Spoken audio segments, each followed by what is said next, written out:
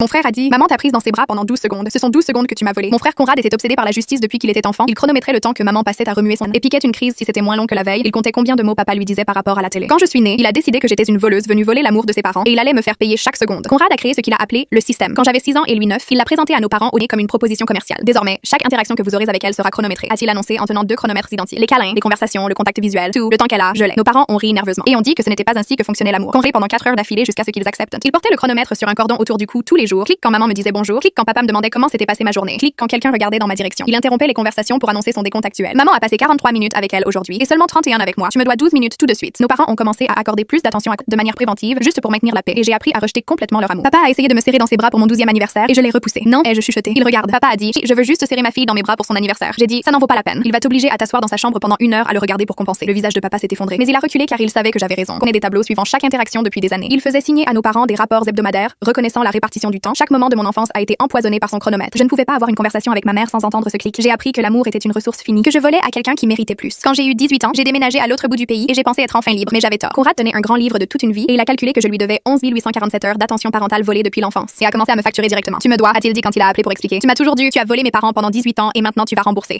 C'est de la folie. Il a crié, c'est mathématique, c'est juste, tu as eu plus et maintenant j'ai plus. C'est comme ça que fonctionne la justice. Je lui ai raccroché au nez. Il s'est présenté à mon travail en exigeant un paiement, a envoyé des lettres à mon propriétaire prétendant que j'étais une voleuse, a appelé mon petit ami et a dit que je volais l'amour de tous ceux que je connaissais et ne laissais rien pour personne d'autre. Il a posté sur les réseaux sociaux que je l'avais escroqué d'une enfance et ses abonnés m'ont envoyé des menaces de mort. Mes parents m'ont supplié de lui accorder juste un peu d'attention pour le calmer. Nous sommes trop vieux pour ces, a dit maman fatiguée. Appelle-le juste une fois par semaine, c'est tout ce qu'il veut. Ce qu'il veut, c'est que je passe 11 000 heures à le regarder. Je ne ferai pas ça. Alors donne-lui juste quelque chose, n'importe quoi s'il te plaît. Puis papa a eu une crise cardiaque. J'ai pris l'avion pour rentrer immédiatement et j'ai couru à l'hôpital. Conrad était déjà là dans le couloir avec son chronomètre. Tu peux avoir 15 minutes avec lui et après c'est mon tour, a-t-il annoncé. Conrad, il est peut-être en train de mourir. Il a dit, alors nous devons diviser le temps restant équitablement pour que nous puissions tous les deux faire nos adieux. C'est ce qui est juste. Il y a quelque chose qui ne va vraiment pas chez toi. Tu comprends ça? Il y a quelque chose qui ne va pas chez toi. Il a dit, tu me voles depuis le jour où je suis née et tu ne t'es jamais excusé. Je suis passée devant lui et suis entrée dans la chambre de papa. Conrad a suivi avec le chronomètre en marche, se positionnant là où il pouvait voir l'horloge. Papa nous a regardés depuis son lit d'hôpital avec des tubes dans les bras et les larmes aux yeux. 40 ans, a-t-il dit calmement. J'ai passé 40 ans à être chronométré, mesuré et surveillé. J'ai passé 40 ans incapable de serrer ma propre fille dans mes bras sans faire de calcul dans ma tête. J'ai dit, papa ne force pas. Il a dit, non, j'ai besoin de dire ça. Il a regardé Conrad. Je t'aime, je t'ai toujours aimé, mais je l'aime aussi et l'aimer n'a jamais été laid. Il y en a toujours eu assez. Il y en a toujours eu assez. Mais tu ne pouvais pas le voir parce que tu étais trop occupé à compter. La main de Conrad a serré le chronomètre. Ce n'est pas vrai. Elle a eu plus. Elle a toujours eu plus. Les chiffres le prouvent. Papa a dit, les chiffres ne prouvent rien sauf que tu as gâché ta vie entière à mesurer quelque chose qui ne peut pas être mesuré. Ça suffit les tableaux, fini les chronomètres, je ne ferai plus ça. Papa s'est rétabli et a jeté tous les tableaux que Conrad avait fait. Conrad envoie toujours des rappels de dette de temps, mais papa les efface sans lire. Je leur ai rendu visite le mois dernier et papa m'a serré dans ses bras pendant 3 minutes entières sans regarder par-dessus son épaule une seule fois. C'était la première fois que cela arrivait.